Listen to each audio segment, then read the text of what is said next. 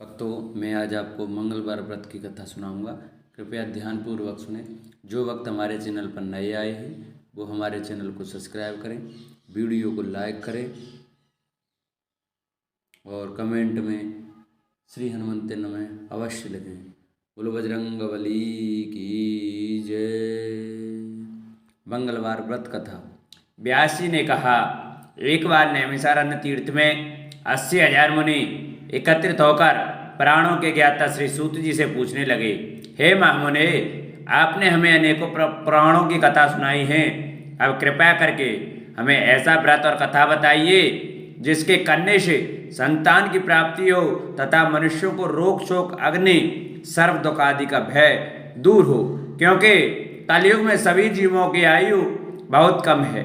फिर इस पर उन्हें रोग चिंता के कष्ट लगे रहते हैं, तो फिर वह श्री हरि के चरणों में अपना ध्यान कैसे लगा सके।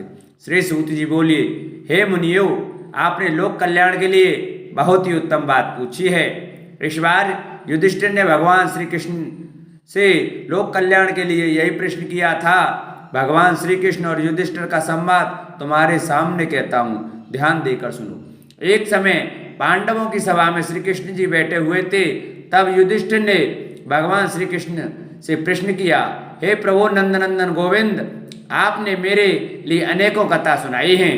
आज आप कृपया करके ऐसा व्रत या कथा सुनाएं जिसके करने से मनुष्य को रोग चिंता का भय समाप्त हो और उसको पुत्र की प्राप्ति हो। हे प्रभु, बिना पुत्र के जीवन व्यर्थ है। पुत्र के बिना मनुष्य नरकगामी होता है। पुत्र के बिना मनुष्य पितृ ऋण से छुटकारा नहीं पा सकता और न ही उसका पुण्यक नामक नरक से उद्धार हो सकता है।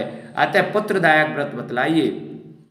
श्री कृष्ण भगवान बोले, हे राजन, मैं एक प्राचीन इतिहास सुनाता हूँ, आप उसे ध्यानपूर्वक सुनो। कुंडलपुर नामक एक नगर था। उसमें नंदा नामक एक ब्राह्मण रहता था। भगवान की कृपा से उसके पास सब कुछ था, फिर भी वह दुखी था। इसका कारण यह था कि ब्राह्मण की स्त्री सुनंदा के कोई संतान न थी। सुनंदा पतिव्रता थी, भक्तिपूर्वक श्री हनुमान जी की आराधना करती थी। मंगलवार के दिन व्रत करके अंत में भोजन बनाकर हनुमान जी का भोग लगाने के बाद स्वयं भोजन करती थी। एक बार मंगलवार के दिन ब्राह्मणी गृह कार्य की अधिकता के कारण हनुमान जी को भोग लगा न सकी, तो इस पर उसे बहुत दुख हुआ। उसने कुछ भी नहीं खाया और अपने मन में प्रण किया कि अब तो अगले मंगलवार को ही हनुमान जी का भोग लगाकर अन्न जल ग्रहण करूंगी। ब्राह्मणी सुनंदा प्रतिदिन भोजन बनाती, श्रद्धा पूर्वक पति को खिलाती, परंतु स्वयं भोजन नहीं करती और मन ही मन श्री हनुमान जी की आराधना करती थी। इस प्रकार 6 दिन गुजर गए और ब्राह्मणी सुनंदा अपने निश्चय के अनुसार भूखी प्यासी निराहार रही। अगले मंगलवार को ब्राह्मणी सुनंदा प्रातःकाल ही बेहोश होकर गिर पड़ी। ब्राह्मणी सुनंदा की इस असीम भक्ति के प्रभाव से श्री हनुमान जी बहुत प्रसन्न हुए और प्रकट होकर बोले, मैं तेरी भक्ति से बहुत प्रसन्न हूँ, तो उठ और वर मांग। सुनंदा अपने आराध्य देव श्री हनुमान जी को देखकर आनंद की अधिकता से बेहल श्री हनुमान जी के चरणों में गिरकर बोली, हे प्रभु, मेरी कोई संतान नहीं है, कृपया करके मुझे संतान प्राप्ति का आशीर्वाद दें। आपकी अति कृपा होगी। श्री महावीर जी बोले, तेरी इच्छा पूर्ण होगी। तेरे एक कन्या पैदा होगी, उसके अष्टांग प्रतिदिन सोना दिया करेंगे। इस प्रकार कहकर श्री महावीर जी अंतर्धान हो गए। ब्राह्मणी सुनंदा बहुत हर्षित हुए और सभी यह समाचार अपने पति से कहा। ब्राह्मण देव कन्या का वरदान सुनकर कुछ दुखी हुए, परंतु सोना मिलने की बात सुनी तो बहुत प्रसन्न हुए। विचार किया कि ऐसी कन्या के साथ मेरी निर्धनता भी समाप्त हो जाएगी। श्री हनुमान जी की कृपा से वह ब्राह्मणी गर्भवती हुई और 10वें महीने में उसे बहुत ही सुंदर पुत्री प्राप्त हुई। यह बच्ची अपने पिता के घर में ठीक उसी तरह से बढ़ने लगी जिस प्रकार शुक्ल पक्ष का चंद्रमा बढ़ता है।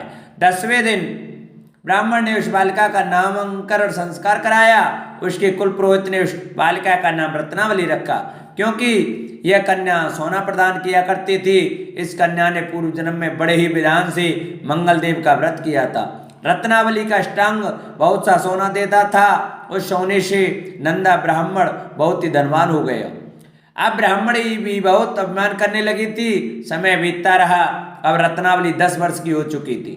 एक दिन जब नंदा ब्राह्मण प्रसन्न चित्त था तब सुनंदा ने अपने पति से कहा, मेरी पुत्री रत्नावली विवाह के योग्य हो गई है, अतः आप कोई सुंदर तथा योग्य वर देखकर इसका विवाह करा दें।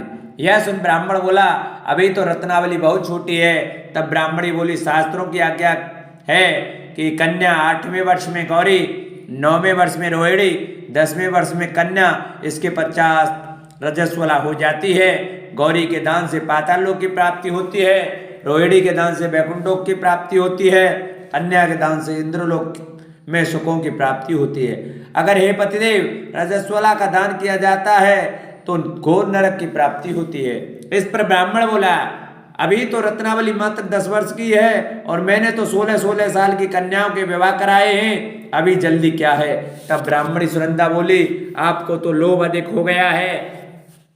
शास्त्रों में कहा गया है कि माता पिता और बड़ा भाई रजस्वला कन्या को देखते हैं तो वे अवश्य नरक के गामी होते हैं। तब ब्राह्मण बोला, अच्छी बात है, कल मैं अवश्य योग्य वर की तलाश में अपना दूत भेजूंगा।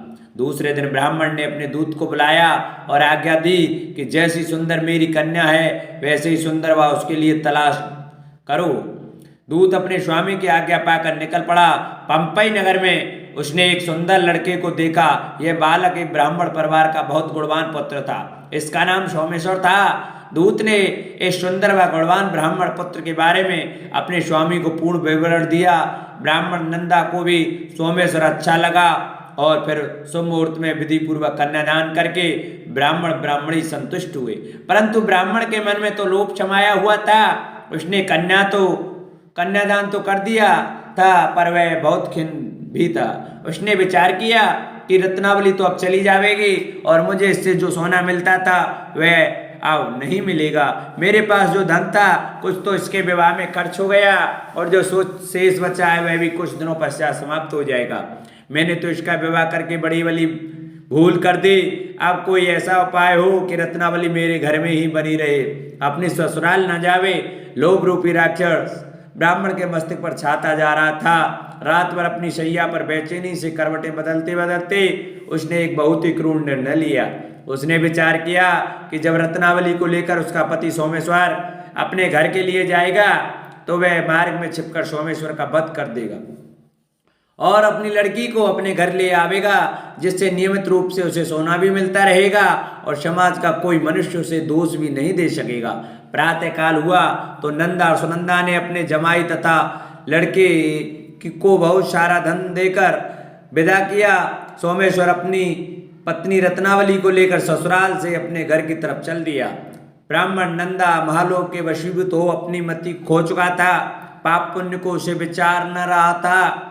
अपने भयानक व क्रूर निर्णय को कार्य रूप देने के लिए उसने अपने दूत को मार्ग में अपने जमाई का वध करने के लिए भेज दिया था, ताकि रत्नावली से प्राप्त होने वाला सोना उसे हमेशा मिलता रहे और वो कभी निर्धन न हो। ब्राह्मण के दूत ने अपने स्वामी की आज्ञा का पालन करते हुए उसके जमाई सोमेश्वर का मार्ग में ही वध कर दिया। समाचार प्राप्त कर ब्राह्मण नंदा मार्ग में पहुंचा और रुदन करती अपनी पुत्री रत्नावली से बोला, हे पुत्री, मार्ग में लुटेरों ने तेरे पति का वध कर दिया है। भगवान की इच्छा के आगे किसी का कोई बस नहीं चलता। आप तो घर चल, वहां पर ही रहकर शेष जीवन व्यतीत करना, जो भाग में लिखा है वही होगा। अपने पति के अकाल मृत्यु से रत्नावली बहुत दुखी हुई। करुण क्रंदन व रुदन करते हुए अपने पिता से बोली, हे पिताजी, इस संसार में जिस स्त्री का पति नहीं है उसका जीवन व्यर्थ है। मैं अपने पति के साथ ही अपने शरीर को जला दूंगी और सती होकर अपने इस जन्म को माता पिता के नाम को तथा सास ससुर के यश को सार्थक करूंगी। ब्राह्मण नंदा अपनी पुत्री रत्नावली के वचनों को सुनकर बहुत दुखी हुआ। विचार करने लगा, मैंने व्यर्थ ही जमाई वध का पाप अपने सिर लिया। रत्नावली तो उसके पीछे अपने प्राण तक देने को तैयार है। मेरा तो दोनों तरफ से मरण हो गया। धन तो अब मिलेगा नहीं। जमाई वध के पाप के फलस्वरूप यम यातना भी भुगतनी पड़ेगी। यह सोचकर वह बहुत खिन्न हुआ। सोमेश्वर की चिता बनाई गई। रत्नावली सती होने की इच्छा से अपने पति का सिर अपनी गोद में रखकर चिता में बैठ गई। जैसे ही सोमेश्वर की चिता को अग्नि लगाई गई वैसे ही प्रसन्न हो मंगलदेव वहां प्रकट हुए और बोले, हे रत्नावली, मैं तेरी भक्ति से बहुत प्रसन्न हूँ, तू वर मांग। रत्नावली ने अपने पति का जीवन दान मांगा। तब मंगलदेव बोले, रत्नावली, तेरा पति अजर अमर है, यह महान विद्वान भी होगा और इसके अतिरिक्त तेरी जो इच्छा हो वह वर मांग। तब रत्नावली बोली, हे ग्रहों के स्वामी, यदि आप मुझ पर प्रसन्न हैं तो मुझे यह वरदान दीजिए कि जो भी मनुष्य मंगलवार के दिन प्रातः का लाल पुष्प लाल चंदन से पूजा करके आपका स्मरण करे, उसको रोग व्याधि न हो, स्वजनों का भी कभी वियोग न हो, सर्प अग्नि तथा शत्रुओं का भय न रहे। जो स्त्री मंगलवार का व्रत करे वह कभी विधवा न हो। मंगल देव तथास्तु के कर अंतर्धान हो गए। सोमेश्वर मंगल देव की कृपा से जीवित हो उठा। रत्नावली अपने पति को पुनः प्राप्त कर बहुत प्रसन्न हुई और मंगल देव का व्रत प्रत्येक मंगलवार को करके व्रतराज और मंगल देव की कृपा से श्लोक में ऐश्वर्य सुख ऐश्वर्य को भोगते हुए अंत में अपने पति के साथ स्वर्गलोक को चली गई। इति श्री मंगलवार व्रत कथा। श्री हरि नमः। बोलो मंगल देव भगवान की जय। बोलो बजरंगबली की जय। जिन भक्तों को हमारी वीडियो अच्छी लगी हो वो हमारी वीडियो को ज़्यादा से ज़्यादा शेयर करें, लाइक करें, चैनल को सब्सक्राइब करें और कमेंट में श्री हनुमते नमः जरूर लिखें।